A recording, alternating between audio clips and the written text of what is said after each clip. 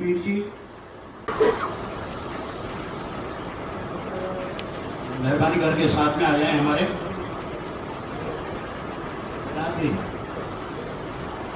आज की पहली कार्रवाई प्रधान जी का शपथ समारोह।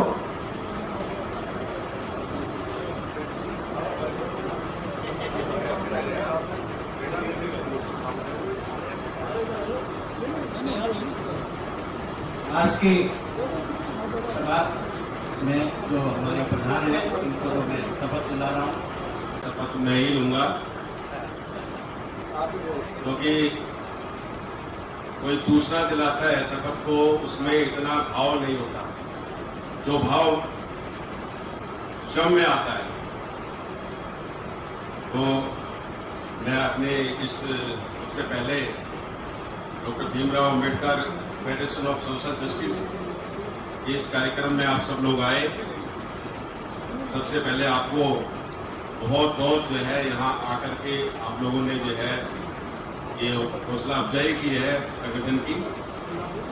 और अब मैं ये अपना शपथ पत्र जो है पढ़ रहा हूँ। ये पहली बार देश के अंदर किसी संगठन ने शायद ही जो है ऐसा किया हो, लेकिन मैंने जितनी भी संस्थाएं बनाई उसमें अपने पदाधिकारियों को और खुद उस शपथ पत्र के अनुसार चलने का प्रयास किया है। तो मैं सबसे पहले ये पढ़ रहा हूँ।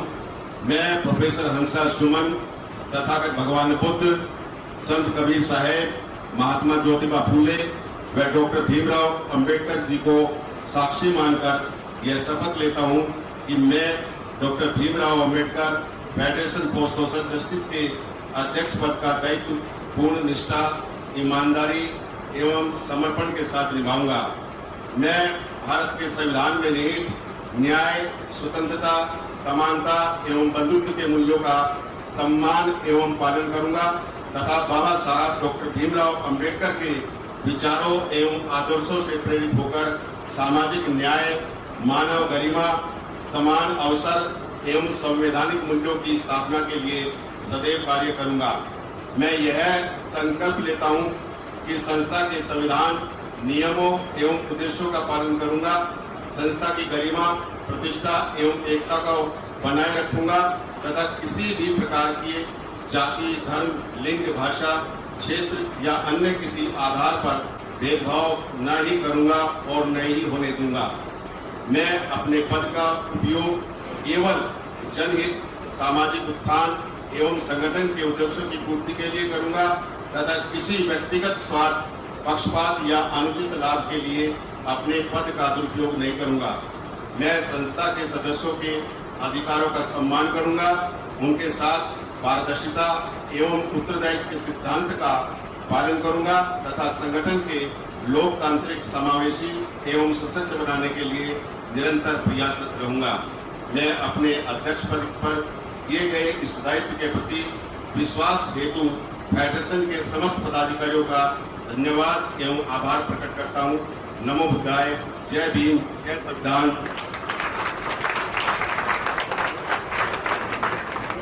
मित्रों, ये शपथ आप लोगों के सामने आप लोगों ने सुनी और इसी को आधार मान करके हमारी जो ये पूरी टीम है, हमारे सबसे बड़े हमारे अग्रज, जिन्होंने लगभग 6 दशक तक जो है विभिन्न संगठनों में काम किया, उत्तरदायित्व संभाला, हमारे ऐसे श्री विजेंद्र जी हमारे 6 दशक के जो है काम करने वाले हैं। तो ऐसे ऐसे लोग जो है हमारे संगठन में हैं।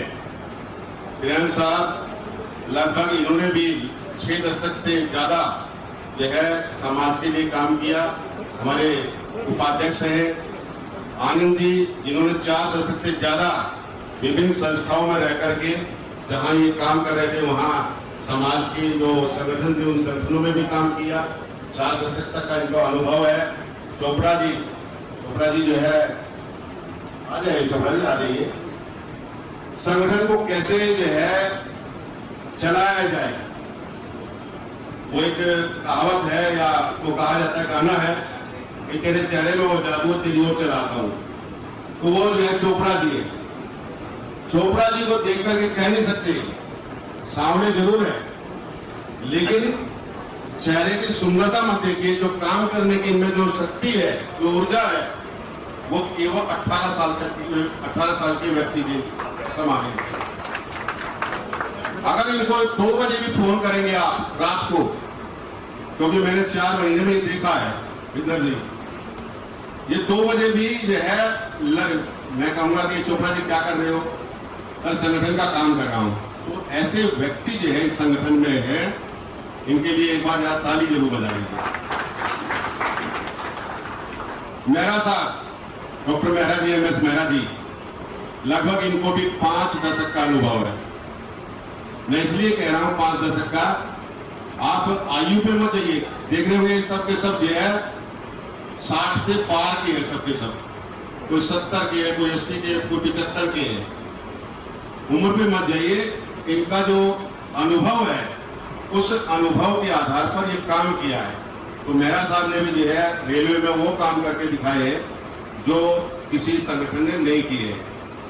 तो ये आज ये कार्यक्रम है, और इस कार्यक्रम के द्वारा अगर वैसे मेरे बारे में बहुत सारा कुछ कहा जा चुका है, हालांकि मैं तो चाह रहा था कि मेरा ये आज वो नहीं है शपथ ग्रहण में केवल जो है क्या करने हैं, अब काम क्या करने हैं हमें उस पर जो है। और जिस दिन जो है देखिए ये कांटों का ताज है, आज जो मुझे शपथ ग्रहण लिया है, इसके बाद ये मेरे लिए तो कांटों का ताज है। ये लोग मुझे गाली भी देंगे तो गाली भी सुननी पड़ेगी, मैं उसको जो गाली देगा मैं उसको प्रसाद समझ करके अपने उसको दिल में लूंगा, उसमें कोई ऐसा वो नहीं है। लोग जो है गाली दे देते हैं, उसके बाद में मुंह फेर लेते, चेहरा फेर लेते, नहीं। तो साथियों, काम करने का जज्बा है। और सबसे पहले मैं आप लोगों को बता दूं कि हमारे इस संगठन का काम करने का और ये संगठन क्यों बनाया गया। आज दिल्ली के अंदर 352 गांव है, 360 तो लोग कहते हैं 360 है, लेकिन 352 गांव है। और 1963 में 49 जो है गांवों का शहरीकरण किया गया था, फिर 66 में किया गया, फिर 72 में, 77 में, 80 में, 85 में। और जो हमारे लोगों को पूर्व प्रधानमंत्री श्रीमती इंदिरा जी द्वारा जो है 20 सूत्रीय कार्यक्रम के अंतर्गत हमारे लोगों को प्लाट दिए गए थे, 1-1 एकड़ जमीन दी गई थी। आज लगभग 10,000 लोग ऐसे हैं विजेंद्र जी जिनके पास मालिकाना हक नहीं है। कॉलोनी हमारे गांव के आसपास बसा दी गई, उनके पास जो है वो सभी प्रमाण पत्र है, लेकिन हमारे उस व्यक्ति के पास जिसके पास 1 एकड़ जमीन है, उनको आज तक मालिकाना हक नहीं मिला। 50 गज का प्लाट जिसको मिल जाता है उसको मालिकाना हक है, लेकिन क्या जो है क्यों सरकार आई कितनी चली गई 1972 से लेकर के और अब तक उन लोगों को आज तक मालिकाना हक क्यों नहीं मिला? क्योंकि वो आज जमीनें प्रीत भाई करोड़ों रुपए की हो गई है। कोई नहीं चाहता कि दलित लोग करोड़पति बने, कोई नहीं चाहता। सुल्तानपुरी, मंगोलपुरी, जहांगीरपुरी, नंदनगरी, कल्याणपुरी तमाम कॉलोनियां बसाई गई, उन लोगों को वहां प्लाट दे दिए गए, उनके पास मालिकाना हक है। लेकिन यहाँ के जो मूल निवासी है, जो यहाँ के रहने वाले हैं, जिनको वो जमीन दी गई थी सूत्रीय कार्यक्रम के अंतर्गत, आज तक वो उनको मालिकाना हक नहीं मिला। इस फेडरेशन का सबसे पहले काम होगा कि उनको उसका मालिकाना हक दिलाना। क्योंकि ये जब मैं कॉलेज में पढ़ता था 1981 में, जब मैं गया हंसराज कॉलेज के अंदर, और जिस भी ऑफिस में मैं जाता था वहां पता चलता था कि उस गांव का व्यक्ति है, ये उस गांव का व्यक्ति है। लेकिन आज देख रहा हूं कि गांव में से कोई भी लोग निकल नहीं रहे, आ ही नहीं रहे बच्चे। क्यों नहीं आ रहे? हमारे तमाम व्यवसाय खत्म कर दिए गए, हमारी जमीनों को औने पौने दाम पर ले लिया गया। मेरे पिताजी ने कभी लाखों रुपए देखे उसने, लेकिन एक साथ नहीं देखे। और तुरंत उन्होंने जो है 1.5 लाख रुपए में इतनी जमीन दे दी, जो आज कम से कम 70-80 करोड़ रुपए की। तो हमारे बुजुर्गों ने हमारे साथ वो भी किया, लेकिन कम से कम जो जमीन बची हुई है हम किसी तरह से उसको अपने लोगों को दिला पाए, ये पहला काम हमें करना है। दूसरा काम जो है हमारे अंदर, हमारे जो फेडरेशन का होगा, दिल्ली के अंदर और दिल्ली के बाहर लगभग 3.5 करोड़ से ज्यादा बच्चे हर साल जो है विश्वविद्यालयों में आते हैं और 1187 विश्वविद्यालय इस देश के अंदर है। हमारा जो बच्चा निकल रहा है लगभग जो है 50 से 52 लाख बच्चा जो है हमारा हर साल निकल रहा है, नौकरियां नहीं है। और जो बच्चे बीए एमए करने के बाद वो बीए में ही बहुत सारे बच्चे ड्रॉप आउट हो रहे हैं, किस कारण से? फीस न होने के कारण, गरीबी के कारण, या जो है जो सिलेबस है उसको नहीं कर पा रहे हैं सही से, दूसरे को देख करके जो है हमारे बच्चे जो है बहुत जल्दी से वो हो रहे हैं, विचलित हो जाते हैं। मैं देखता हूं कि हमारा जो बच्चा है वो ड्रॉप आउट हो रहा है, तो संस्था का पहला काम ये होगा कि ये पता लगाया जाए कि कितने बच्चे ड्रॉप आउट हैं। तीसरा काम, सरकार जो है 92,779 विद्यालय बंद कर दिए गए हैं। कोई छोटी मोटी संख्या नहीं है, 92,779। पूरे भारत के अंदर सबसे ज्यादा उत्तर प्रदेश, हरियाणा, मध्य प्रदेश, बिहार और अब तो दिल्ली में भी उसकी लाइन लग गई है। दिल्ली में भी जो है वो बंद किए जा रहे हैं। मालूम है आप क्यों बंद किए जा रहे हैं विद्यालय? उत्तर प्रदेश और दूसरी जगह जहां 2-2 किलोमीटर पर जो है विद्यालय थे वो बंद क्यों हो रहे हैं? ताकि इस समय SC, ST, OBC के बच्चे पढ़ने लगे, उनको रोका जाए एजुकेशन से, इसलिए जो है ये विद्यालय बंद किए जा रहे हैं। लघु उद्योग जो है हमारे लिए थे, लघु उद्योगों को बंद कर दिया गया। रोजगार के लिए जो है हमारे बहुत सारे ऐसे बच्चे थे जो इंटरप्रेन्योरशिप करके या उनके अंदर स्किल डेवलप था, वो कहीं ना कहीं जो है इतना अच्छा काम करते थे, लेकिन आज सरकार ने वो ऋण देना भी बंद कर दिया और वो लघु उद्योग भी बंद कर दिया। चौथा काम, बहुत सारे हमारे बच्चे जो है जिनके पास पैसा नहीं होता था, सरकार की एक योजना थी प्रतियोगी परीक्षाओं के लिए, IAS, IPS, engineer, doctor, MBBS वगैरह करने के लिए। वो जो है सरकार की ये योजनाएं पिछले 10 साल से बंद पड़ी है, वो सारी की सारी योजना बंद कर दी। 5वां काम, मैं भी पढ़ा हूं उसी से, अगर जो है छात्रावास नहीं होते, अच्छे हॉस्टल नहीं होते, मैं गांव से निकल करके जब विश्वविद्यालय में गया तो वहां हॉस्टल में बहुत कम फीस थी। अगर और हॉस्टल किसके लिए भी? SC, ST के बच्चों के लिए। आज ये हॉस्टल भी बंद हो गए। अगर वो हॉस्टल नहीं होता तो मेरे अंदर वो क्षमता नहीं थी कि मेरे माता पिता के अंदर की जो है वो हॉस्टल में पढ़ा सकते। गांव से निकल करके दिल्ली के अंदर जो है उस हॉस्टल में मैं 2 हॉस्टलों में रहा, एक हॉस्टल सरकार के हॉस्टल में और दूसरा जो है प्राइवेट हॉस्टल में। अगर प्राइवेट हॉस्टल में मैं नहीं पढ़ता, आज ये प्राइवेट हॉस्टल क्या हो गए, PG हो गए, करोड़ों रुपए लेते, लाखों रुपए लेते, लेकिन हमारे समय में वो क्या थे, फ्री में थे। तो एक ये स्कीम जो है सरकार की, जो कि अभी सादा में है, नेहरू हॉस्टल फॉर बॉयज, और एक महिलाओं के लिए है, जो कि उसमें महिलाएं पढ़ती थी। तो हमारे उन बच्चों के लिए जो है हॉस्टल का जो है प्रबंध किया जाए, ये सरकार से हमारे मांग होगी और हमारी फेडरेशन की भी मांग होगी। इसके अलावा जो हमारे लोग ऐसी ऐसी बस्तियों में रह रहे हैं, जैसे यहाँ सबसे बड़ा जो है रोहिणी है, रोहिणी में कम से कम 5 लाख से ज्यादा हमारे लोग हैं, लेकिन एक भी अम्बेडकर भवन नहीं है हमारे यहाँ। तो ये फेडरेशन सबसे पहले जिसके नाम से है, यहाँ इस रोहिणी के अंदर बाबा साहब के नाम से एक अम्बेडकर भवन जो है सुसज्जित जो है यहाँ कम से कम 2000 गज में होना चाहिए। और उसी 2000 गज में वही कोचिंग सेंटर भी खुलेगा, बच्चों के लिए कंप्यूटर के एजुकेशन के लिए भी, स्पेशल कोचिंग के लिए भी, सरकार जो है देने के लिए तैयार है, लेकिन हमारे पास उतना पैसा नहीं है सर्किल रेट के आधार पर। हम चाहते हैं जब आप ब्राह्मण समाज को जो है वो भवन दे सकते हैं, महाराजा अग्रसेन के नाम से दे सकते हैं, तो बाबा साहब डॉक्टर अम्बेडकर के नाम से क्यों नहीं? हम इसको लेके रहेंगे चाहे कुछ भी हो जाए। फेडरेशन का सबसे पहला काम ये होगा हमारा कि बाबा साहब के, जब हमने फेडरेशन बनाया तो बाबा साहब के उसका भी चलेंगे।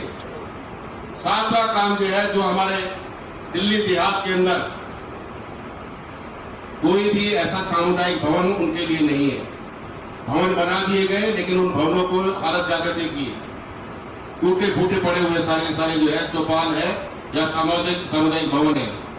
देख रेख करने वाले हमारे लोग हैं, सरकार जो है पैसा नहीं दे रही है, तो सरकार से जो है पैसा दिला करके उनको अच्छे रूप में जो है उसी तरह से दोबारा से उनकी मरम्मत करा करके या फिर से बनवा करके ये फेडरेशन का काम होगा। इसके अलावा जो बच्चे, हमारे बहुत सारे बच्चे, मैं एक कल वीडियो देख रहा था और वो वीडियो ये देख रहा था कि सुबह माता पिता दोनों ही जो है नौकरी पर चले जाते हैं और उनका बच्चा जो है वो स्कूल नहीं जाता है। तो बहुत सारे ऐसे बच्चे, उन बच्चों को चले स्कूल चले, चलो स्कूल चले जो है, ये एक नारा जो है हमारे फेडरेशन का होगा बच्चों में जो है कि चलो स्कूल चले। हमारे जो है योगेश जी है, योगेश जी का स्कूल जो है ये बंद होने के कगार पर है। तो योगेश जी, मेरे ख्याल में 350 बच्चे, 250 बच्चे हैं, बताइए। जहां जो है उस स्कूल के अंदर 10 साल पहले हजारों बच्चे थे और वो आज 250 किस लिए? वो कलंदर कॉलोनी है, ये कलंदर कॉलोनी है, वहीं के वो बच्चे हैं। अगर वो बेचारे वहां झुग्गी झोपड़ी वाले, डैडी वाले वो ना काम कर बच्चे आए तो वो स्कूल बंद हो जाएगा। तो हमें सरकारी स्कूल बहुत अच्छे हैं, लेकिन हम अपने बच्चों को काम भेजना चाहते हैं प्राइवेट स्कूल में। सरकारी अध्यापक सबसे ट्रेंड टीचर है, लेकिन प्राइवेट में हम जाना चाहते हैं, लेकिन प्राइवेट में इतनी ज्यादा फीस है कि हम अफोर्ड नहीं कर सकते। तो मैं ज्यादा ना कुछ बोलते हुए, फेडरेशन ने जो एक अपना मांग पत्र तैयार किया है और अगले संडे से, ये संडे जो है हमारा खाली है, एक मीटिंग होगी खाली, और उसके बाद 19 तारीख से फेडरेशन जो है दिल्ली एनसीआर में लगातार जो है कहीं ना कहीं अपने कार्यक्रम रखेगा। और जैसा कि किरण साहब ने बताया, अगले संडे ही जो है हमारी यूथ जो है टीम को जो है गठित करेंगे। और क्यों करेंगे? क्योंकि जो है अभी एडमिशन चल रही है। साथियों, हमें ज्यादा से ज्यादा अपने बच्चों को पढ़ाने के लिए, किसी भी भाई को, या हमारे मनोज जी है, मैं हूँ, राकेश जी है, डॉक्टर धनीराम है, अगर किसी बच्चे को कहीं एडमिशन नहीं होता है तो आप हमें बताएं, हम एडमिशन कराएंगे, हमारी संस्था एडमिशन कराएगी। लेकिन कोई ये कह दे कि हमारे पास फीस नहीं है, मैं 2-3 उदाहरण दे करके देखिए संगठन क्यों बनाना पड़ा। ये हमारे बच्चों को जो है फीस भरने के पैसे नहीं है। संगठन के पास पैसा करोड़ों रुपया है, विजेंद्र जी, करोड़ों रुपया है। एक बच्चा एमबीबीएस में जो है एडमिशन ले लिया, उसके पास 36,000 रुपए नहीं थे, और 4 संगठन जो कहने वाले करोड़पति, उन्होंने 36 पैसे नहीं दिए, और हमारे दूसरे साथी ने जो तुरंत उसको पैसे दिए कि बेटे जा तू एडमिशन ले। आज वो बच्चा बढ़िया डॉक्टर बन करके निकला। ये होता है काम। अपने बच्चों को ब्राह्मण समाज, कन्या समाज, राजपूत समाज अपने बच्चों को आगे बढ़ाने के लिए तन मन धन से जो पैसा देता है, लेकिन हमारा संगठन, हमारे लोग नहीं, टांग खींचता उसकी। आपको टांग नहीं खींचना है, उस बच्चे को आगे बढ़ाना है। यदि मेरे माता पिता मुझे यहाँ तक नहीं भेजते तो मैं दिल्ली विश्वविद्यालय का पूरे भारत के अंदर, मैंने 1997 में 700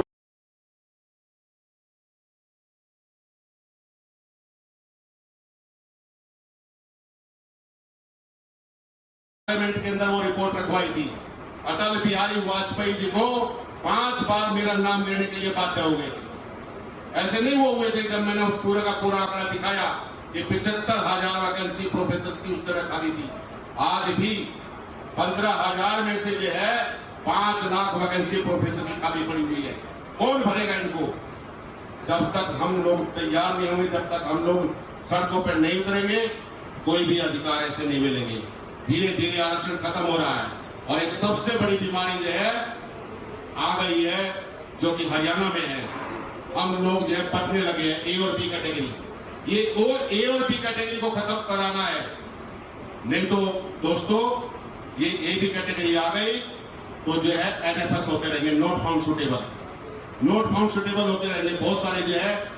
और लगभग 17,879, मेरे पास तो पूरा डाटा है, ऐसे लोगों को प्रोफेसर बना दिया गया जिसको बोलते हैं पीओपी। पीओपी मतलब ये नहीं है ये जो आप करते हो पीओपी, ये नहीं, प्रोफेसर ऑफ प्रैक्टिस। ऐसे लोगों को जो 10वीं है, 12वीं है, बीए है, लेकिन उनको क्या है, किसी को पकौड़ा बढ़िया तलना आता है, किसी को चाट बनानी बहुत अच्छी आती है, किसी को साड़ी पे पॉलिश करनी आती है। ऐसे ऐसे प्रोफेसर 17,879 बना दिए गए हैं। ये सब किसके वजह से? ये सारी पोस्टें किसकी थी? ये SC, ST, OBC की सीटें थी जिन पर उनको सामान्य वर्ग के लोग लगा था। हमारा कोई व्यक्ति नहीं लगा उसकी। और मैंने जब उसका विरोध किया कई जगह जाकर के, वे लोग हटाए गए। सीट हमारी है, मेरे किसी व्यक्ति को प्रोफेसर बनना था और आप उसके 5 लाख रुपए दे रहे हो। वो 2 दिन आता है, महीने में वो जो है 4 बार जाकर के 5 लाख रुपए ले रहा है। और वो सीट किसकी थी? हमारे अनुसूचित जाति के व्यक्ति की। तो इन सब चीजों के लिए लड़ना पड़ेगा। जब तक आप नहीं लड़ेंगे तब तक जो है कोई नहीं कुछ देने वाला, कोई कुछ देने वाला नहीं है। ये जो टीम है, ये टीम जो है तभी हुई टीम है।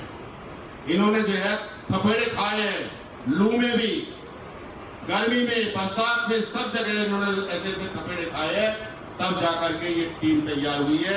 साथियों, आप भले ही हमें पैसा मत देना, मैं तो कहता हूं आज तक मेरा ये रिकॉर्ड है, ये चल हाथ में, मैं किसी की कोई मेरे को, मैंने दिल्ली विश्वविद्यालय के अंदर 46वां साल है मेरा।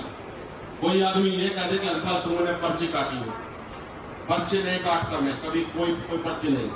लेकिन जो है वो पैसा देगा, सुन तो वो कैसे आएगा, वो कैसे आएगा? वो मैं जिंदगी भर बता रहा हूँ, वो पैसा कैसे आएगा, मैं बता रहा हूँ ना, वो पैसा कैसे आएगा। मैंने यहाँ इतने लोग आए हैं, मैंने किसी से पैसा नहीं मांगा। सब जो है, जो भी कार्यक्रम होगा, एक एक व्यक्ति मेरे समाज का निकल करके आता है कि सर बताइए मुझे क्या करना है। आज का जो ये सारा कार्यक्रम है, योगेश पाटिल का है, ये उनकी तरफ से, खड़े हो जाए जरा, ये उनकी तरफ से है। तो समाज का ऐसे लोग हैं, ऐसा नहीं है।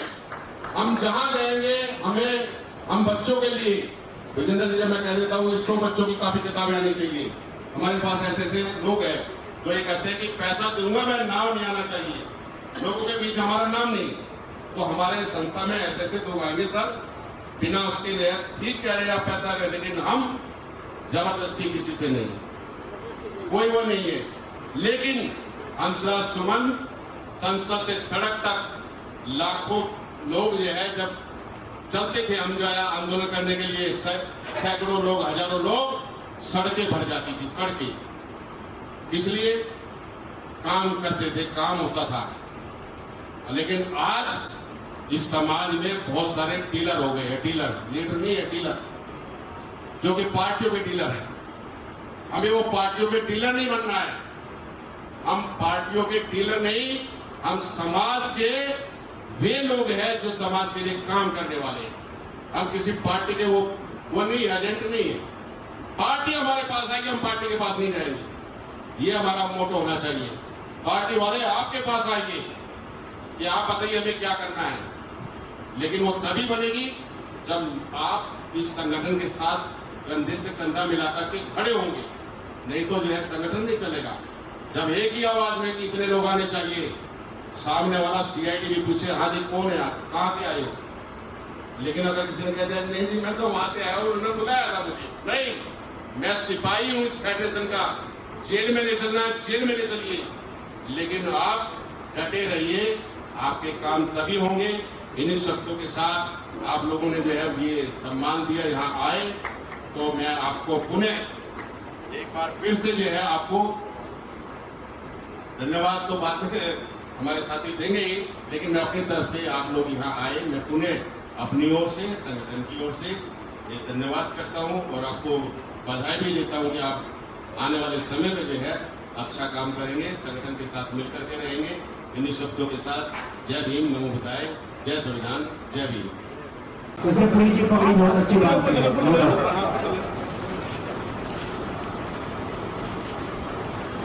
अभी ये स्वागत समारोह के बाद जो मेन फंक्शन है वो भी अभी बाकी है। ये ऐसा मत समझना कि खत्म हो गया है। अभी हमारी कोर टीम का जो विस्तार होगा आज,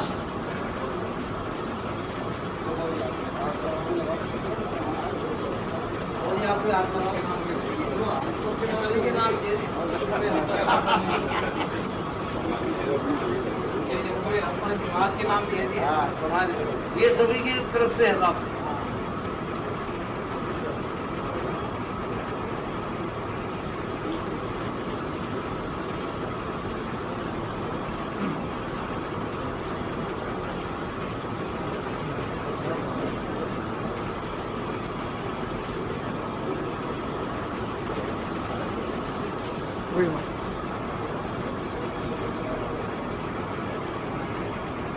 हमारी कोर टीम के मेंबर आ जाइए। रानी जी आप भी आ जाइए। बाबा साहब आइए।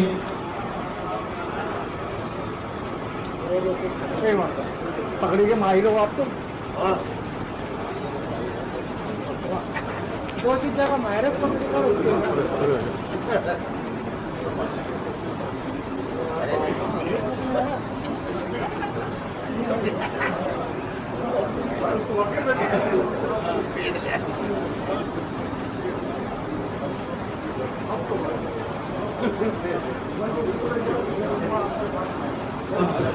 योगेश जी,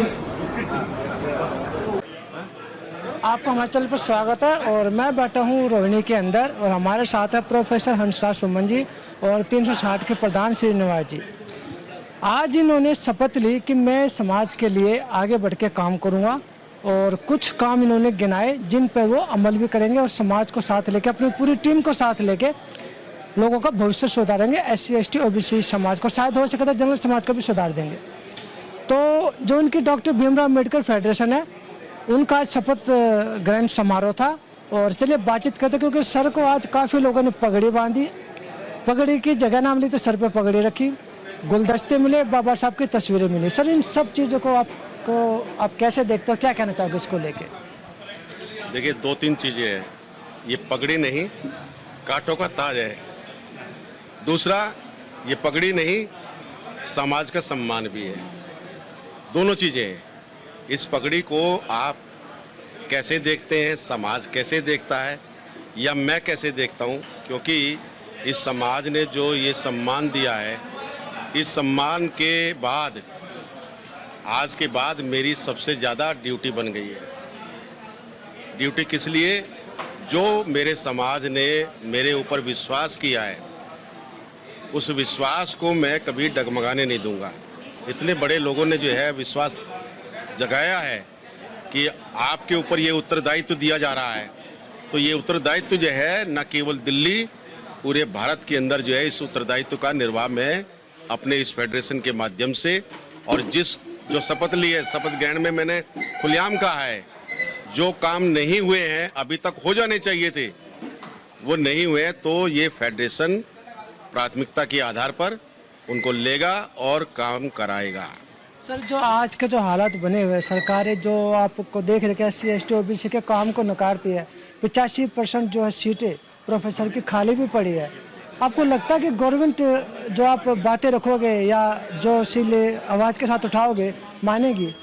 देखिए, ऐसा है, अभी तक सरकार क्यों नहीं मानी है, उसके पीछे क्या कारण है? सबसे बड़ा कारण है हमारी यूनिटी ना होना। हम अलग अलग हिस्सों में बट गए हैं। हम अलग अलग हिस्सों में बंटने के कारण सरकार भी फायदा उठा रही है। जिस दिन जो है ये इतना बड़ा दलित समाज है, 33% से ज़्यादा है, जिस दिन ये इकट्ठा हो गया तो बाबा साहब के संविधान पर जो है जिस तरह से हमले हो रहे हैं, कभी हमले नहीं होंगे। और जिस दिन उसने ठान लिया संसद से लेकर सड़क तक, सड़क से संसद तक, लोग जिस दिन इकट्ठे हो गए और अपने अधिकारों के लिए इकट्ठे हो गए, तो कोई भी काम ऐसा नहीं है जो सरकार ना करे। लेकिन अभी तक संसद में बैठे हुए हमारे 131 सांसद 2-4 ही बोलते हैं, बाकी तो सब जो है ताली भी नहीं बजाते, खड़े भी नहीं होते।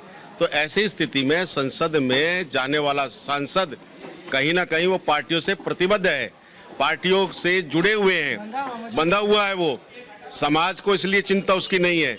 समाज की चिंता तब होगी जिस व्यक्ति को होगी कि जिसने जो है समाज के अंदर रह करके काम किया है।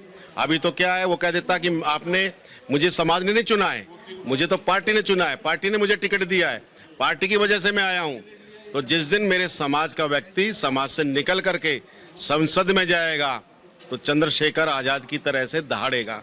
अकेला ही सांसद है ना चंद्रशेखर, अकेला ही दहाड़ता है, लेकिन दूसरे लोग जो है हंसते रहते हैं, बैठे रहते हैं, उसका मजाक उड़ाते हैं। तो जिस दिन जो है एक चंद्रशेखर गया है, जिस दिन 5 या 10 चंद्रशेखर चले गए, संसद जो है हिल उठेगी। सर, आपने कहा कि 74(4) का मुद्दा मैं उठाऊंगा और बच्चों जो 12th पास मतलब कर चुके हैं और आगे पढ़ाई नहीं कर पा रहे, उनको एडमिशन आप दिलाओगे और कईयों के पास बुक्स वगैरह नहीं, उसके लिए आप अरेंज करोगे। और भी कुछ मुद्दे थे, जैसे आपने अम्बेडकर भवन का जो बोला कि रोहिणी के अंदर बनाया जाएगा, ये वाली बात भी आपकी थी। तो किस तरह से इसको प्रोसेस में लेके आओगे? देखिए, ऐसा 74(4) का कोई बड़ा मुद्दा नहीं है। जब मैं जो है मुझे मालिकाना हक मिल गया, मेरा भाई रामनिवास को क्यों नहीं मिलेगा, या जो है आपको क्यों नहीं मिलेगा? 74(4) का कोई बड़ा वो नहीं है। लेकिन क्या है, सरकार नहीं चाहती, लोग नहीं चाहते कि ये दलित समाज के लोग करोड़पति बन जाए। करीब 10,000 में से लगभग 2,500 से ज्यादा लोग ऐसे हैं जिनको मालिकाना हक मिल गया है, लेकिन बाकी को क्यों नहीं मिला? कई जगह प्रॉब्लम आ रही है। देखिए, उस समय लोगों के पास इतना पैसा भी नहीं था कि अपना जो है वो मालिकाना हक ले ले। आज तो उनके पास सब कुछ है। 1972 से लेके और अब तक जो है वो उसको जमीन को जो है जोतते आ रहे हैं, उसके बावजूद जो है उनको मालिकाना हक नहीं। अरे पास में, गांव के पास में कॉलोनी है, कॉलोनी को आप तुरंत पास कर देते हैं, 50-100 गज के उसके प्लॉट को दे करके जो है उसको मालिकाना हक मिल जाता है। कॉलोनी पास भी हुई है ना? बिल्कुल, बहुत सारी जो है कॉलोनियां पास हुई है। तो उन कॉलोनियों को पास कर देते हो। गांव के लोगों की जमीन जो है, जो लाल डोरे में है, आप उसको जो है गांव जो है, गांव को, सारे गांव को क्या बना दिया? शहरीकृत बना दिया। 552 गांव आज जो है सारे के सारे शहरीकृत हो गए हैं।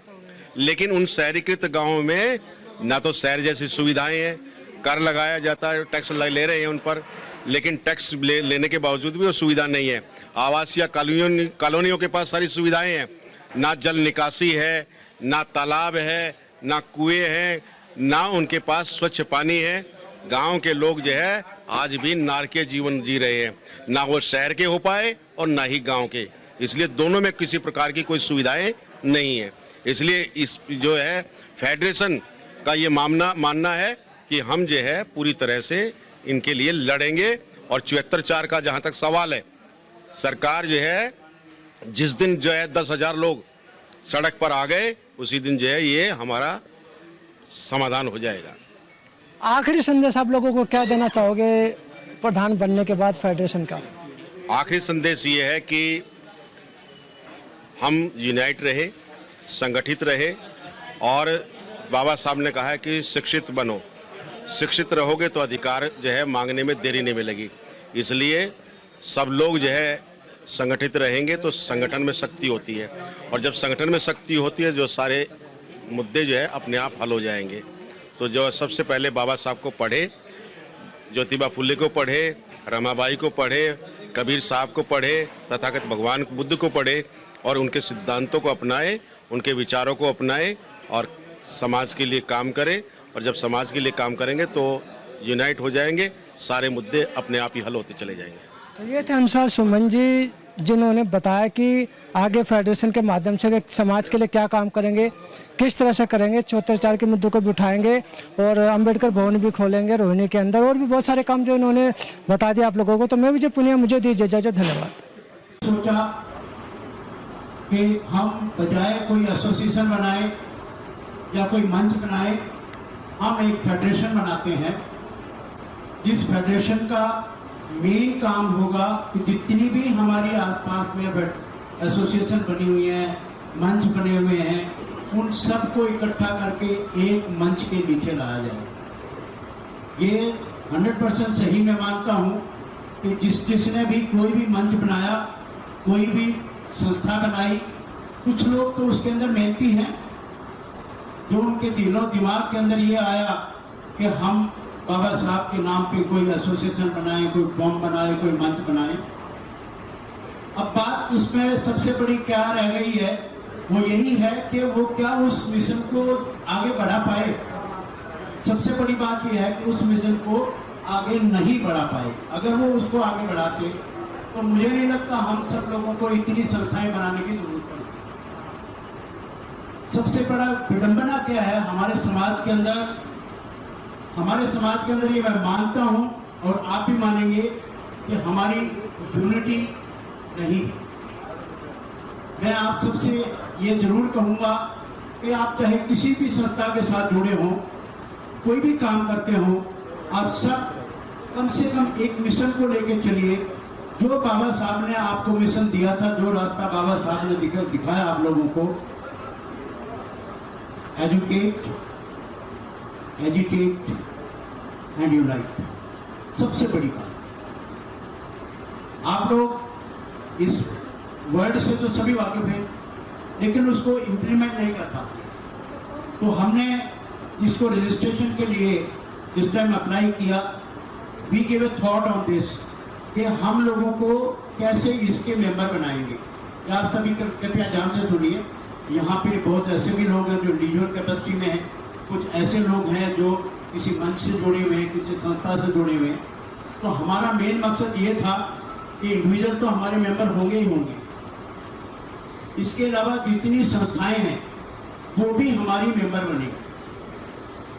एक इंडिविजुअल की मेंबर के लिए फीस है, और एक मान लिया किसी यूनिट के अंदर 200 मेंबर हैं, तो एक फीस देके वो सारे 200 के 200 मेंबर बन सकते हैं। मीन्स मान लिया मेरा कोई एक और संघ है और उसके अंदर 500 मेंबर हैं, तो मैं 5,000 रुपये दूंगा और वो 500 की लिस्ट में दूंगा, इससे कि 500 के 500 हमारी संस्था के भी मेंबर हों, फेडरेशन के वो मेंबर हों। Is it clear? इसके अलावा देखिए मिशन क्या है हमारा, ये तो मैंने आपको बता दिया हमने क्यों बनाया।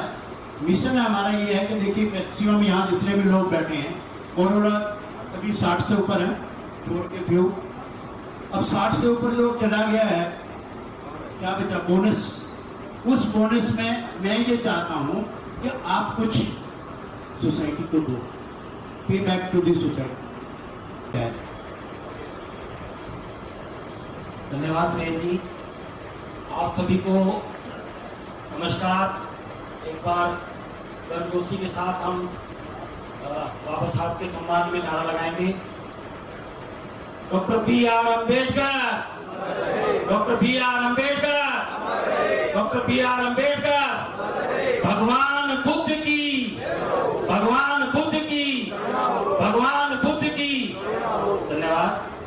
और जो हमारे अभी नए आगंतुक अभी साथी आए हैं, निवेदन करूंगा कि आप भी पुष्पांजलि करके अपना स्थान ग्रहण कर लें। आदरणीय साथियों, ये बड़ी प्रसन्नता का विषय है कि आज यदि शनिवार का दिन है और छुट्टी भी अगर इसे मान ले तो हम इसका सदुपयोग कर पा रहे हैं। बाबा साहब के बनाए गए और दिखाए गए रास्ते पर एक कदम और आगे की तरफ बढ़ने का जो प्रयास आप और हम सब मिलकर आज यहाँ करने के लिए इकट्ठे हुए हैं, और इसका सौभाग्य जो हमें प्राप्त हुआ है वो doctor Bhimrao Ambedkar federation of social justice नाम की संस्था के बैनर तले प्राप्त हुआ। जैसा कि मुझसे पहले संस्था के महासचिव आदरणीय त्रेहन जी आपको बता रहे थे कि doctor Bhimrao Ambedkar federation of social justice कैसे एस्टेब्लिश हुई, क्या उनका विजन है, क्या मिशन है, क्या वर्क कल्चर रहेगा। तो इस पर हम धीरे धीरे करके आगे की तरफ प्रकाश डालेंगे। और प्रकाश डालने से पहले मैं चाहूंगा कि कुछ और गणमान्य साथी, कुछ और विशिष्ट साथी मंच पर अपना स्थान ग्रहण कर लें। मैं निवेदन करूंगा आदरणीय आनंद कुमार जी से, आदरणीय आनंद कुमार जी से निवेदन करूंगा कि कृपया आप मंच पर आएं और अपना सम्मानित स्थान ग्रहण करें। और अपने परिजनों के वरिष्ठ साथियों से निवेदन करूंगा कि ताली बजाकर आप मंच का सम्मान सम्मान बढ़ाते हैं। इसके पश्चात डॉक्टर MS मेहरा जी हमारे साथ पहले से मौजूद हैं, आप सम्मान में ताली बजाएं। इसके पश्चात मैं निवेदन करूंगा प्रोफेसर मनोज कैन जी से, आदरणीय प्रोफेसर मनोज कैन जी से निवेदन करूंगा कृपया आप मंच पर अपना सम्मानित स्थान ग्रहण करें।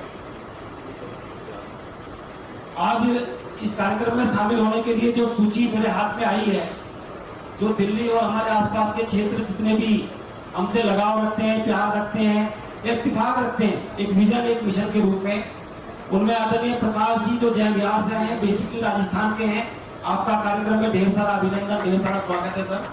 आदरणीय लाल सिंह जी, आप DTC से ऑफिसर की पोस्ट से रिटायर हुए हैं, आप भी हमारे बीच में, आपका भी स्वागत है। डॉक्टर श्रीनिवास प्रधान जी जो 360 गांव के प्रधान है, पापरोला गांव से, आपका भी हार्दिक अभिनंदन, स्वागत है सर। आदरणीय आनंद कुमार जी, आदरणीय MS मेहरा जी हमारे साथ मंच पर मौजूद हैं। आदरणीय विजेंद्र कुमार बोध जी हमारे बीच में हैं, आपका भी स्वागत अभिनंदन है सर। इसके साथ साथ प्रोफेसर मनोज कैन जी हमारे सामने उपस्थित हैं ही। आदरणीय KP मौर्य जी, आदरणीय KP मौर्य जी कृपया खड़े होकर अपनी उपस्थिति को दर्ज कराते रहे सर, ताकि समाज एक बार परिचय का भाव महसूस कर सके।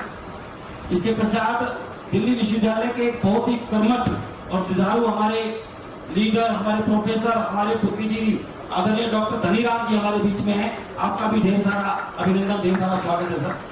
आदरणीय सोनवीर कैन जी शाहपुर जट से, आदरणीय सोनवीर कैन जी हमारे बीच में हैं, आपका भी ढेर सारा अभिनंदन, ढेर सारा स्वागत है सर। आदरणीय वेदपाल दहिया जी, आदरणीय श्रीमान वेदपाल दहिया जी हमारे बीच में हैं, आपका भी ढेर सारा स्वागत अभिनंदन है सर। इसके पश्चात आदरणीय सत्यनारायण अहलावत जी, सत्यनारायण अहलावत जी हमारे बीच में, आपका ढेर सारा अभिनंदन, स्वागत जी। और आदरणीय दहिया जी के साथ में पूरी टीम आई हुई है, पूरी टीम का ढेर सारा स्वागत, ढेर सारा अभिनंदन है सर, आपका आत्मिक अभिनंदन है। प्रतिष्ठित व्यक्ति हैं, आपका स्वागत, आभार है सर। आदरणीय करतार सिंह जी हमारे बीच में हैं, करतार सिंह जी का ढेर सारा स्वागत, ढेर सारा अभिनंदन सर।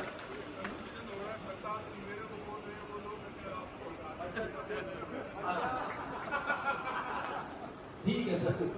आदरणीय डॉक्टर फौजी जी, आदरणीय डॉक्टर फौजी जी हमारे बीच में हैं, आदरणीय फौजी जी हमारे बीच में, आपका ढेर सारा स्वागत, ढेर सारा अभिनंदन डॉक्टर साहब। और आदरणीय हरिओम जी हमारे बीच में हैं। बनाई गई और सोशल जस्टिस फंड उसमें क्यों जोड़ा गया, ये भी आदरणीय त्रिवेणी जी आपके बीच में बता रहे थे। संस्था के महासचिव हैं, मुझसे ज्यादा बखूबी से सारे विधि विधान को गो थ्रू हो चुके हैं। मैं सिर्फ आपसे इतनी बात कहना चाहता हूं कि बाबा साहब ने कहा था कि पहले तो आप अपनी लड़ाई लड़ो, और लड़ नहीं सकते हो तो जो लड़ रहा है उसकी मदद करो। किसी भी प्रकार से आपका ये कारवा, आपका ये संघर्ष यदि कहीं पर आपकी उपस्थिति को मांगता है या आवश्यकता महसूस करता है, तो आपको वहां मौजूद होना चाहिए। अभी कल हम केंद्र के मंत्री और दिल्ली प्रदेश के अध्यक्ष हर्ष मल्होत्रा जी से डेलीगेशन लेकर मिलने के लिए संत श्री रविदास महाराज जी की विश्व महापीठ बनी हुई है, संत शिरोमणि रविदास विश्व महापीठ जी के नाम से, जिन्होंने तुगलकाबाद के मंदिर का संघर्ष किया था और वो जगह वापस अलॉटमेंट कराई। 30 लोगों का डेलीगेशन था। जब हमारा प्रतिनिधिमंडल उनसे बात कर रहा था तो हमने उनसे इस बात को रखा, दिल्ली में नई सरकार बनी है, पहली सरकार का जो भी कार्यकाल था, जो भी तरीका था, अब नई सरकार में हमारे अपने पर्सनल समाज को, हमारी अपनी कम्युनिटी को पर्याप्त प्रतिनिधित्व दिया जाए, चाहे वो आपके संगठन में हो, चाहे आपके शासकीय समायोजन में हो, चाहे आपकी कमेटीज हो, चाहे आपके आयोग हो। और वाकई में उन्होंने इस बात को महसूस किया, हमने उन्हें डाटाबेस बताया। आदरणीय प्रोफेसर मनोज कैन जी वहां मौजूद थे। आदरणीय मनोज कैन जी ने बाकायदा डाटा देकर बताया कि दिल्ली के अंदर जो टोटल कम्युनिटी है, टोटल आबादी है, उसका 33% आबादी शेड्यूल कास्ट है। और शेड्यूल कास्ट के अंदर भी अगर हम अलग अलग हिस्सों को बांटना चाहें या अलग अलग करना चाहें, उसके अंदर बाइफर्केशन करना चाहें, तो 23% लोग तो वो है जो पक्के कट्टर अम्बेडकरवादी है, जो वास्तव में बाबा साहब के नाम पर ही कटने, मरने, जीने मरने को तैयार रहते। तो आपको बाबा साहब के विचारों को, आपके बाबा साहब के अनुयायियों को, आपके बाबा साहब के वंशजों को और उनके कारवा को आगे बढ़ाने वालों को शासकीय समायोजन में स्थान देना ही पड़ेगा। और अगर आप ऐसा नहीं देते हैं तो भविष्य की राजनीति या आपके वर्तमान कार्यकाल के अंदर भी आपको अलग अलग प्रकार की दिक्कतों का सामना करना पड़ सकता है। उन्होंने हमें आश्वासन दिया और उन्होंने इस बात के लिए डाटाबेस उन्होंने भी कहा कि हमने 12 रिजर्व सीटों में से इतनी रिजर्व सीट आपकी कम्युनिटी को दी, भले ही हम ना जीते हो, लेकिन हमारा भी सकारात्मक दृष्टिकोण है। आप समाज में जाइए और बाबा साहब के विचारों का प्रचार प्रसार करने वाले लोगों से मिलकर, कंधे से कंधा मिलकर आगे बढ़ने का प्रयास कीजिए और कहिए कि बाबा साहब की जो वास्तव में संविधान लिखते वक्त अलग अलग पहलुओं पर जो आत्मा थी, कि जिस आत्मा के साथ वो उस चीज को लिख रहे थे, उस आत्मा की संतुष्टि के लिए आप कर्म करके, अच्छे काम करके बाबा साहब को वास्तविक श्रद्धांजलि अर्पित करें। केवल पुष्प चढ़ाने लेने से या नारे लगा लेने से बाबा साहब को संतुष्टि नहीं मिलेगी। मैं तो देखता हूं कि आज हमारे परिवारों में लगभग सभी के परिवारों में एयर कंडीशन लगे हुए हैं, वाटर प्यूरिफायर लगे हुए हैं, यहाँ तक कि एयर प्यूरिफायर भी लगे हुए हैं। बच्चा घर के गेट से ही गाड़ी में बैठकर जा रहा है स्कूल में, और वहां जा रहा है तो स्कूल भी हमारे बच्चों के एयर कंडीशन है। क्या समय रहा होगा वो जब बाबा साहब की मम्मी बाबा साहब के बालों में तेल लगाकर कंघा करने के बाद स्कूल का बस्ता उनके हाथ में थमाती होगी और ये कहती होगी कि बेटा जिस स्कूल में तू जा रहा है वो स्कूल कम से कम तेरे लिए नहीं बना, तुझे पढ़ाने के लिए स्कूल नहीं बना हुआ, वो तुझे सबसे पीछे बिठाएंगे और सबसे नीचे बिठाएंगे, ना तेरे हाथ का पानी पिएंगे, ना तुझे अपने हाथ से पानी पीने पिलाएंगे, तेरी कॉपी भी दूर से चेक करेंगे। हाँ ठीक है, जब दोबारा करके ला, लेकिन फिर भी तुझे स्कूल जाना है, स्कूल जाने से नहीं रुकना। और उस व्यक्ति ने स्कूल जाकर शिक्षा ग्रहण कर करके हमारे और आप जैसे करोड़ों करोड़ लोगों के जीवन की परिभाषा बदल दी। ऐसी स्थिति में अगर उस मानविकता के साथ बाबा साहब के विजन को पूरा करने का हम प्रयास कर रहे हैं, हमारी ये संस्था doctor Bhimrao Ambedkar federation of social justice का निर्माण और आज उनके अध्यक्ष के तौर पर एक ऐसे बुद्धिजीवी की ताजपोशी जो यहाँ आज आप सबकी गरिमा में उपस्थिति में होने जा रही है, ये यदि हम सकारात्मक रूप से बैकअप देते हुए इस संस्था को कामयाब करते हैं तो निश्चित तौर पर मैं ये तो नहीं कहता कि बाबा साहब के हम 100 में से 100 अंकों के जो चेकलिस्ट है उसे पूरा कर पाएंगे, लेकिन जिन हाथों में आज ये कमान सौंपने का ये संस्था प्रण ले रही है और वो उनकी दस्तारबंदी, उनकी ताजपोशी करने जा रही है, उस व्यक्ति का दिल्ली और बाहरी दिल्ली के किसी भी क्षेत्र में जाकर, जैसा मैंने व्यक्तिगत अनुभव किया, ऐसा नहीं कि मैं उनका शिष्य हूं तो इसलिए उनका महिमा मंडन कर रहा हूं या गुणगान कर रहा हूं, कहीं ना कहीं आप इस बात से जरूर इत्तेफाक रखेंगे कि प्रोफेसर डॉक्टर हंसराज सुमन जी का नाम यदि दिल्ली विश्वविद्यालय के किसी भी कोने में, किसी भी कॉलेज की दीवार के नीचे खड़े होकर अगर आप गुनगुना देंगे तो वहां 1, 2 या 3 नहीं हो सकता, 1 दर्जन व्यक्ति उस एरिया के अंदर, उस कॉलेज के अंदर आपके पढ़ाए हुए या आपके प्रयास से कुछ ना कुछ आशीर्वाद प्राप्त किए हुए लोग वहां पर मिल जाएंगे। ये बात जानती है, भारत में जितनी यूनिवर्सिटी सब में जानती है। देखिए डॉक्टर कलीराम साहब मुझे निर्देशित कर रहे हैं वास्तव में कि केवल दिल्ली विश्वविद्यालय नहीं बल्कि भारत की जितनी भी और सेंट्रल यूनिवर्सिटी, लगभग 11, 1150 पूरे देश के अंदर यूनिवर्सिटी है, जिनमें से शायद सैकड़ों की संख्या में केंद्रीय विश्वविद्यालय भी होंगे, तो डॉक्टर प्रोफेसर हंसराज सुमन जी का नाम यदि इस लेवल पर है तो यह हमारा फर्ज बनता है कि हम संस्था के शीर्ष पर बिठाने से शुरुआत करके उन्हें उस लेवल तक लेके जाएं ताकि वो अपने समाज का वहां पक्ष रख सके, एक प्रतिनिधित्व के तौर पर वहां पर अपने आप को स्थापित कर सके। मैं आप सबसे एक बार निवेदन करूंगा कि आप एक बार बहुत जोरदार ताली बजाकर डॉक्टर हंसराज सुमन जी की उपस्थिति को आज इस कार्यक्रम में उनके दस्तारबंदी को ऊर्जा प्रदान करेंगे। आदरणीय साथियों, इसी बीच हमारे बीच में प्रोफेसर राकेश कुमार जी उपस्थित हैं। मैं इस संस्था को ढेर सारा साधुवाद देता हूँ प्रेयर साहब कि आपकी संस्था के जो इस समय आज आप अध्यक्ष मनोनीत करने जा रहे हैं, जिन्हें आप शपथ ग्रहण समारोह में शामिल करने जा रहे हैं, जिन्हें आप शपथ दिलाने जाना चाह रहे हैं, वो वास्तव में इतने काबिल व्यक्ति हैं कि आपकी संस्था मुझे लगता है केवल रोहिणी नहीं बल्कि दिल्ली और देश की एक ऐसी संस्था के रूप में जानी जाएगी जिसका परचम संभवतः ईश्वर ने चाहा, बाबा साहब का आशीर्वाद रहा तो वो हमारे जो जनप्रतिनिधियों के हाउस होते हैं, चाहे वो दिल्ली की विधानसभा हो, चाहे वो देश की लोकसभा हो, वहां तक भी इसकी आवाज और आपका ये परचम जाने का काम आदरणीय प्रोफेसर हंसराज जी जरूर कराएंगे, ऐसी मैं अपेक्षा करता हूँ। और अब मैं ज्यादा ना बोलते हुए आदरणीय त्रेन जी को पुनः ये माइक सौंपता हूँ ताकि कार्यक्रम को आगे की तरफ आप बढ़ा सकें। अनाधिकार चेष्टा है, भाई साहब को आगाज करना था, लेकिन मैं निवेदन करूंगा, बुद्धिजीविता का पर्याय है, हिंदी के प्रोफेसर हैं और संवेदनशील हैं, समाज की चिंता करते हैं। आदरणीय प्रोफेसर मनोज हमारे बीच में है, मैं निवेदन करूंगा आप अपने विचार रखें। वैसे अचानक से योगेश जी ने मुझे आमंत्रित कर लिया और सर्वप्रथम बाबा साहब को नमन करता हूं और उपस्थित जो मंच है इसको नमन करता हूं। सारे मेरे वरिष्ठ लोग बैठे हैं, आप सब सामने बैठे हुए सारे मेरे आदरणीय महानुभाव, आप सबको प्रणाम करता हूं। और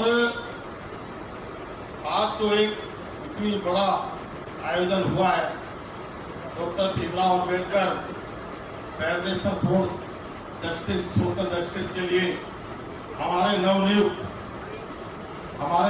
जो अध्यक्ष यहाँ पर बन रहे हैं प्रोफेसर हंसराज सुमन जी, उनको मैं अपनी ओर से बहुत बहुत अभिनंदन करता हूँ और वंदन करता हूँ। हंसराज सुमन जी कोई किसी परिचय के मोहताज नहीं है, क्योंकि हंसराज सुमन जी को मैं 94 से जानता हूँ, 90 से जानता हूँ। विश्वविद्यालय में 12वीं पास करने के बाद गया तो वहां पर देखा कि एक इंसान टेबल लगा के बैठा है और पहले विश्वविद्यालय में ऐसे फॉर्म नहीं भरे जाते थे। विश्वविद्यालय स्पोर्ट कॉम्प्लेक्स में फॉर्म भरे जाते थे और वहां पर एसटी समाज का रजिस्ट्रेशन होता था और वहां पर हमारे समाज के बच्चों को ज्ञान इतना होता नहीं था कैसे फॉर्म भरना है, किस कॉलेज में जाना है। तो मैं भी ऐसे फॉर्म भरने गया 90 के आसपास। वहां पे मैंने देखा कि एक व्यक्तित्व जो सभी लोगों को बुला रहा है और सभी लोगों की मदद कर रहा है, ऐसा एक व्यक्ति बैठा हुआ था। धूप हो, बारिश हो, आंधी तूफान हो, टेबल लगा के बैठा है, 2-4 अपने साथी पकड़ रखे हैं, उनको निवेदन कर रहे हैं बैठो। और वो व्यक्तित्व कौन था? वो व्यक्ति था प्रोफेसर हंसराज सुमन। और इतना लंबा परीक्षण देखा, यानी ये इंसान ऊर्जा का पर्याय हंसराज सुमन, सक्रियता का पर्याय प्रोफेसर हंसराज सुमन, किसी संस्था को गति देने का पर्याय प्रोफेसर हंसराज सुमन। मेरा 90 का परिचय, फिर मैं पढ़ाई करते करते प्रोफेसर बना। प्रोफेसर बनने के बाद भी देखता हूँ कि वो इंसान जो 90 से मैंने देखा, आज 2026 हो गया है, कभी समाज के काम के लिए थका नहीं है, रुका नहीं है और कभी आलसी पना दिखाया नहीं है। और ऐसा व्यक्तिगत जिस संस्था को संभालता है तो निसंदेह वो संस्था आगे जाएगी और कुछ अच्छा काम करेगी समाज के लिए। प्रोफेसर हंसराज सुमन ने कभी समझौता नहीं किया, क्योंकि मैं ये बात इसलिए कह सकता हूँ प्रामाणिकता के साथ, क्योंकि मैं इनके साथ लगातार जुड़ा रहा और मैंने इनको कई बार लंबी बातचीत हुई, सारे विषयों को लेकर के हुई। और जब भी इन्होंने कोई चिंता करी, एक चिंता प्रमुखता के साथ करी जो हमारे बाबा भीम ने करी, कोई चिंता हंसराज सुमन जी ने करी कि समाज आगे कैसे बढ़े, समाज को आगे कैसे ले जाया जाए, समाज की समस्या क्या है, समाज के बारे में सोचना। और हंसराज जी लगातार काम करते हैं, अच्छे मीडिया कर्मी हैं, पत्रकार हैं, बहुत अच्छे शिक्षक हैं, बहुत अच्छे समाज सुधारक हैं। और वो जो भी काम करेंगे उसमें पहले देखते हैं कि समाज का हित क्या है और अहित क्या है। जो हित होगा उसको अपनाएंगे, अगर कहीं पर भी अहित होगा उसको नहीं अपनाएंगे। ऐसा करते तो निसंदेह आज किसी विश्वविद्यालय के उपकुलपति बनकर के बैठे। ऐसे आदमी को बहुत कुछ छोड़ना पड़ता है, समाज को आगे ले जाना है तो बहुत कुछ छोड़ना ही पड़ेगा। तो ऐसे व्यक्ति को मैं तो कह रहा हूँ संस्था भी गौरवान्वित हुई है और हम सब भी गौरवान्वित हुए हैं कि कम से कम एक ऐसी संस्था के साथ जुड़ करके हम सब मिलकर काम करेंगे, क्योंकि समय बदल रहा है और बहुत कुछ बदले युग में सबसे बड़ा खतरा जो है वो है बाबा भीम को बचाना। बाबा भीम कोई इंसान नहीं है, व्यक्तित्व नहीं है, विचार। अगर हम उस विचार को बचा के रखेंगे तो शायद हम उन्नति और तरक्की करते रहेंगे। क्योंकि बाबा भीम के बिना का हम कितना ही कह रहे हैं, हमसे पहले हम कितने योग्य हैं, हमसे पहले हमारी जाति पहुंच जाती है, हमसे पहले हमारा परिवार पहुंच जाता है, वहां का रहने वाला इस जाति का है, सब कुछ है। और इस जाति के लिए अगर किसी ने काम किया है तो बाबा साहब भीमराव अम्बेडकर है। और अभी भी अगर हम अपने बाबा साहब को पकड़ के चलेंगे या हम अपने संतों को पकड़ के चलेंगे, चाहे वो कबीर हो, रविदास हो, दादू दयाल हो, ऐसे तमाम संत हैं, उनको पकड़ के चलेंगे तो शायद हमारा निश्चित ही रूप से उद्धार होगा। क्योंकि संत, महात्मा, समाज सुधारक वो हमें गति देते हैं, प्रेरणा देते हैं। जिस दिन आप इनको छोड़ दोगे आपका वजूद नहीं बचेगा। इसलिए बाबा साहब के साथ, बाबा साहब के विचारों को लेकर के निश्चय आगे बढ़ना चाहिए।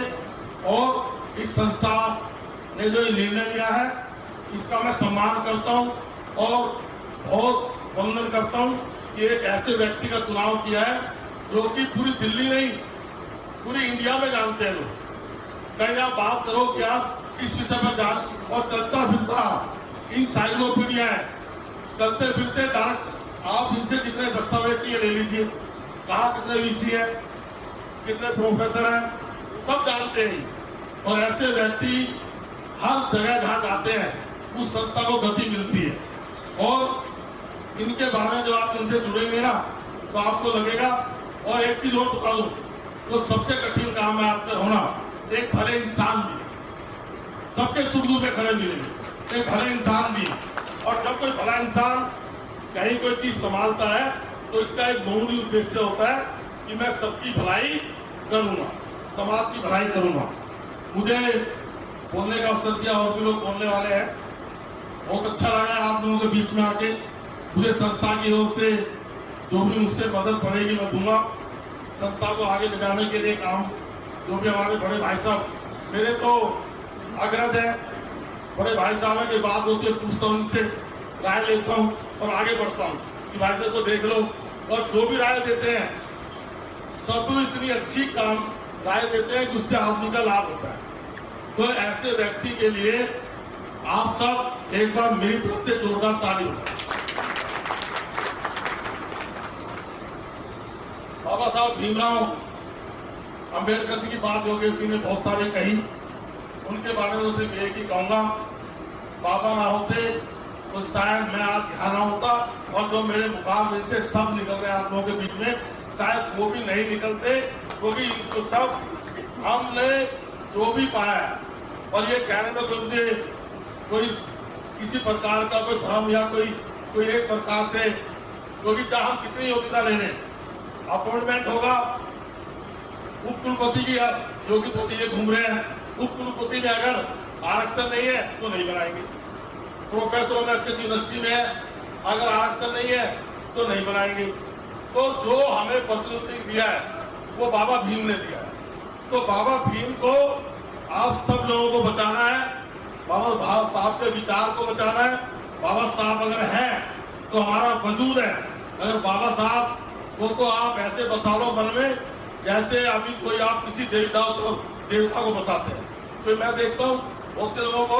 एक बात हो सके आप सब पढ़ा लिखा समाज बैठा है और खूब पढ़ते भी होंगे, बाबा साहब को नई पीढ़ियों को दे, कि नई पीढ़ी जो आ रही है, देखते हो यहाँ पर हम सब एक ही उम्र के हैं, घर में चर्चा करें, बैठ के घर में चर्चा करें। बाबा साहब के बारे में भी योगी जी बता रहे थे, कैसे संकटों से निकल के आए, कैसे हमारे लिए काम किया, उन चीजों को बच्चों को बताएं।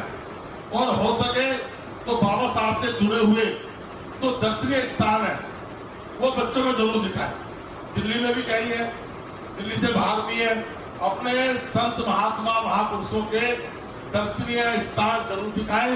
जब आदमी वहां जाता है तो 100 तरह के प्रश्न सामने आते हैं, जिज्ञासा आती है, वो पूछता है कौन था, फिर उनको बताएं।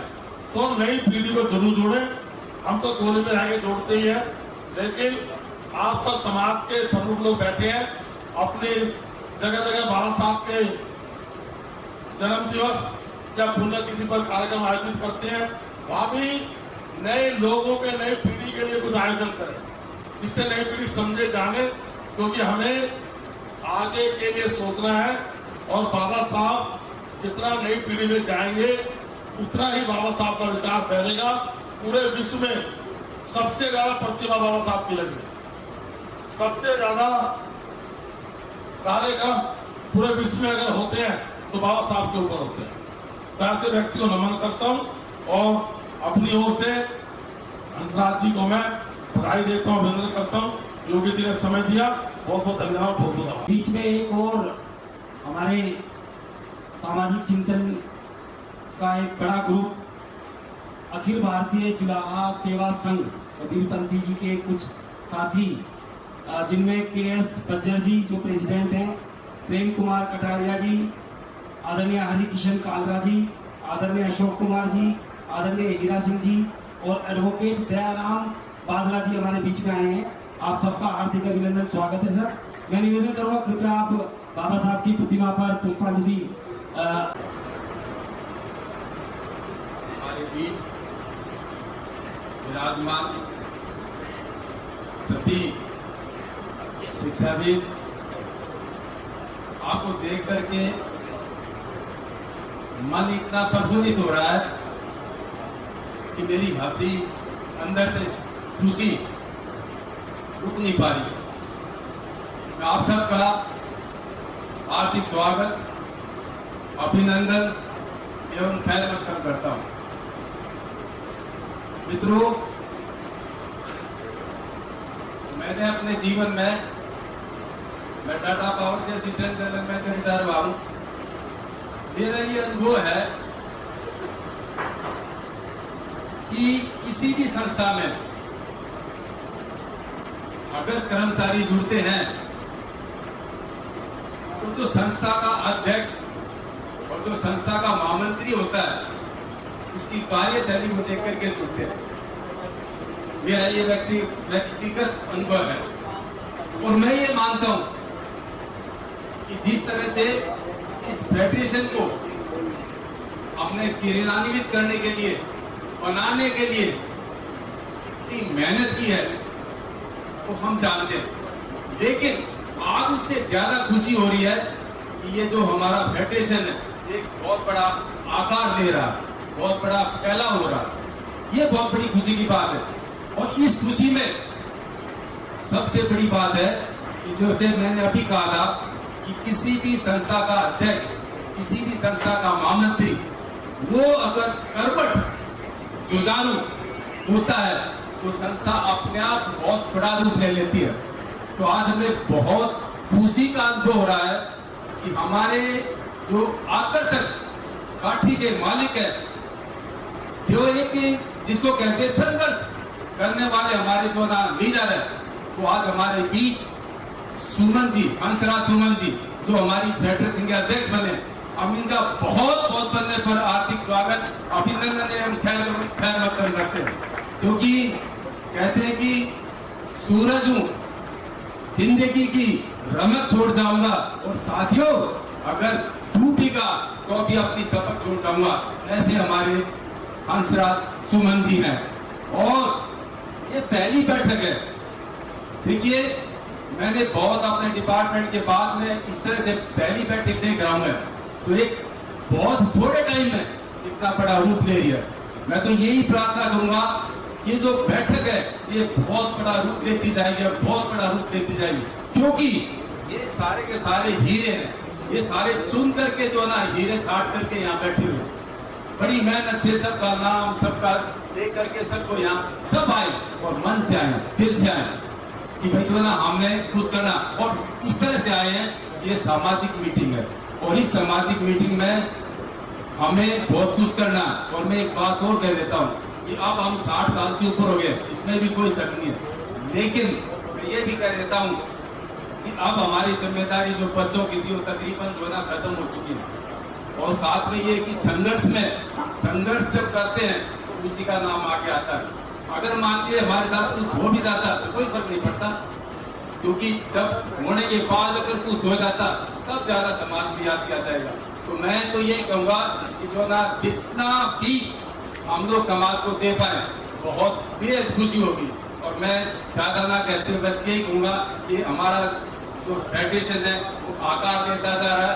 बाबा साहब का हमारे ऊपर आशीर्वाद है, उन्हीं के कृपा से जो अनाज हम यहाँ पे खड़े हुए हैं, उन्हीं की कृपा से जो अनाज हमारे अंदर ताकत है, उन्हीं की कृपा से जो अनाज हम ये बढ़ते जा रहे। धन्यवाद आप सब लोगों को। जय। आपको नमन करते हुए मेरे साथियों, भाइयों, और एक बेटी बैठी है वो भी, मैं ज़्यादा समय नहीं लूँगा, बहुत समय हो, मगर मैं एक दो बातें कहना चाहता हूँ। एक तो मैं ये कहना चाहता हूँ कि बाबा साहब की जीवनी पढ़ो।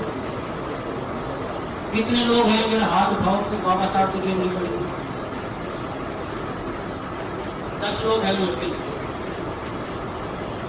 5% 2% लोग देश के अंदर नहीं है। जीवनी पढ़ो पहले। तारीफ करने में लगे हुए हैं पर पढ़ा नहीं पाते। तो एक और अपने बच्चों को पढ़ा, पहले खुद पढ़ो। दूसरी चीज मैं कहता हूँ, बाबा साहब ने अभी ट्रेन साहब ने कहा संघर्ष करो, एकता होनी चाहिए, शिक्षित बनो। इनका हमें काम करना है और हमारी फेडरेशन इनके लिए काम करेगा। दिल्ली में नहीं, हम पूरे देश के अंदर काम करने का प्रयत्न करें। बाबा साहब ने वो धर्म अपनाया। कितने लोग हैं जो मतलब हमारे देश में 2 लाख लोग हैं सिर्फ बुद्धिस्ट, 20 करोड़ से ज्यादा आबादी है, सिर्फ 2 लाख है। क्यों हम वो धर्म क्यों नहीं अपनाए? लोगों खुद हम पहले वो धर्म अपनाएं और लोगों को बताएं बौद्ध धर्म को ऐसे नहीं है। बौद्ध धर्म क्या है? Purification of mind, character and body, ये है बौद्ध धर्म। बौद्ध परम है वास्तव में। धर्म ऐसे नहीं है कि कहीं मंदिर मस्जिद गुरुद्वारे में कहीं आपने पूजा पाठ कर। तो साथियों, मेरी आपसे रिक्वेस्ट है, बौद्ध धर्म अपनाओ, बाबा साहब को पढ़ो और बौद्ध धर्म अपनाओ।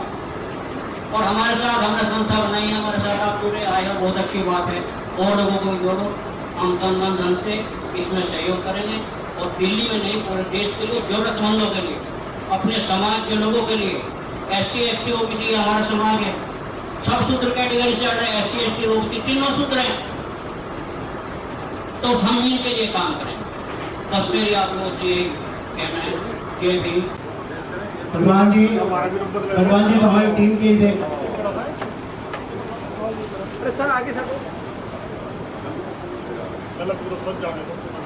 जो भी स्वागत करना चाहे मेहरबानी करके एक एक करके आते जाइए।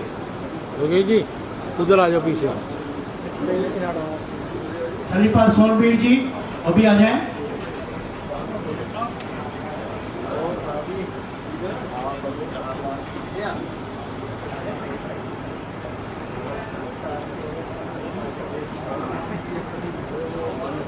ऑल इंडिया कबीर महासभा के जो मेंबरान आए हैं वो भी आ जाएं।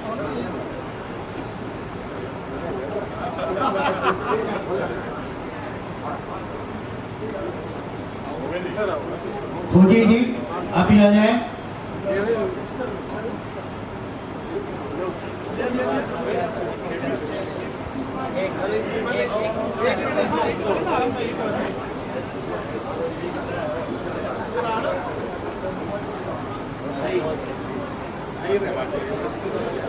आज ऊपर जाइए जाइए।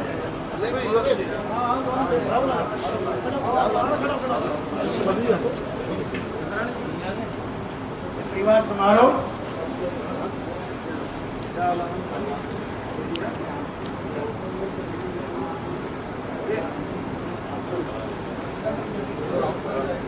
खोजी भाई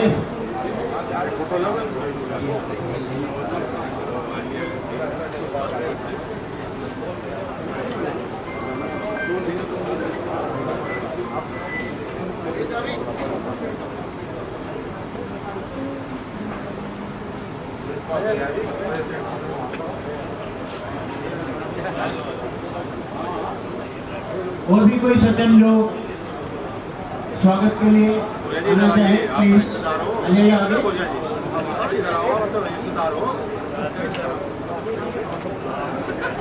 बजर साहब जी, बजर साहब अगर बोरियों में कह रखा इसलिए कह रहा हूँ।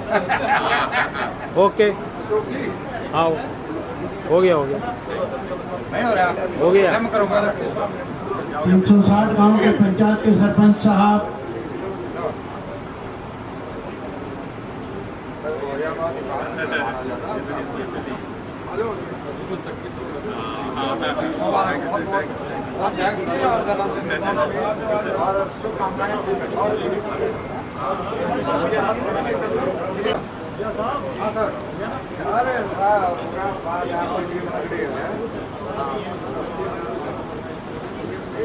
आओ यार सीख जाओ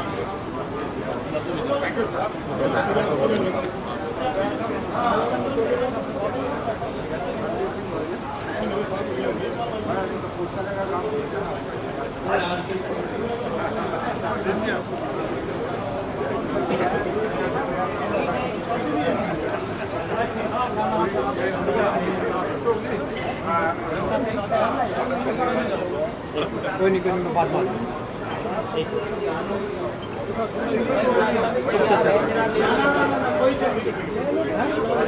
ओके ओके ओके आप मेहरबानी करके बैठ जाइए, बाकी सब लोग बैठ जाइए। अभी आप लोगों की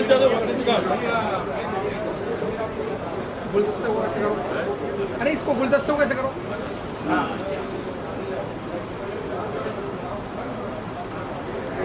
आप बैठ जाइए सभी।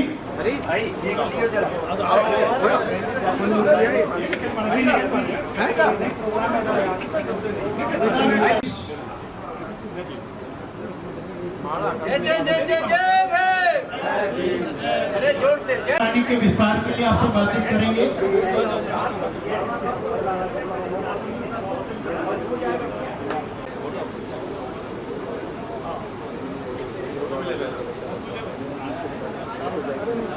ऐसा नहीं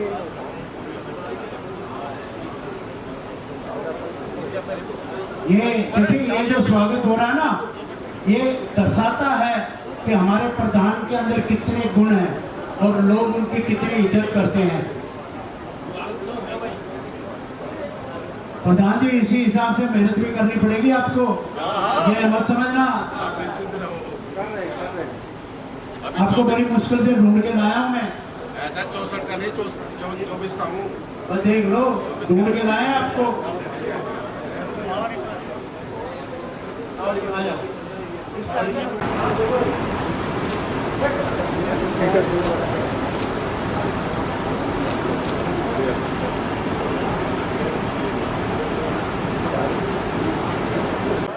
शाहपुर जज की सुधार समिति के चेयरमैन हमारे सोनवीर खलीफा जी की तरफ से प्रोफेसर डॉक्टर हंसराज सुमन जी का जो अभी जन्मदिन था, उसके उपलक्ष्य में केक आप सबकी उपस्थिति के साथ कटवाने का रखा गया है कार्यक्रम। Happy birthday to you, happy birthday to you, तुम जियो हजारों साल साल के, जिन्हें हो 50,000। Happy birthday to you, happy birthday to you, happy birthday to professor Hansraj Suman जी।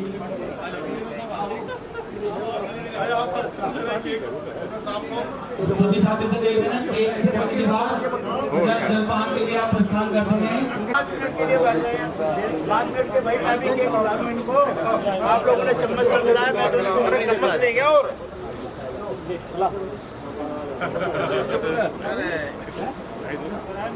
बहुत बहुत बधाई आज बड़े भाई साहब को। आ रही है आवाज?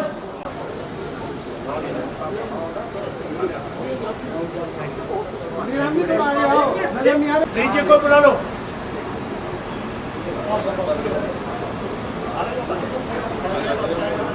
हाँ योगी खड़े हो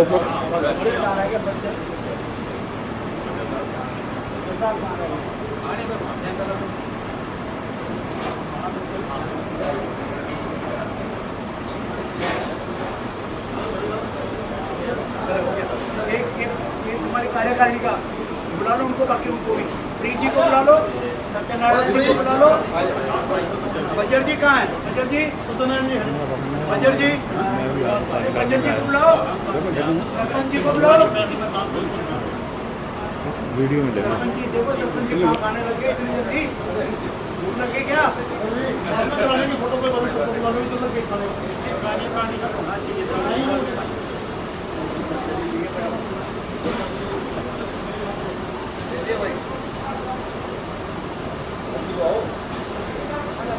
आ जाओ ना।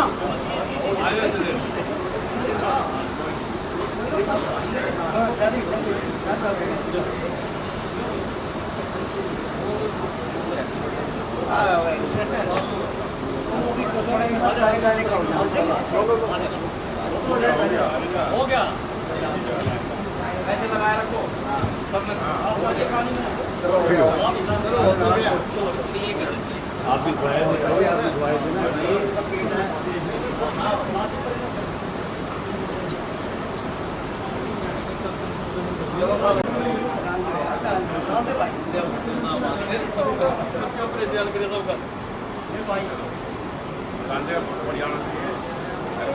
है हैं? ये फोटो नहीं वीडियो है ये। करेगी वो।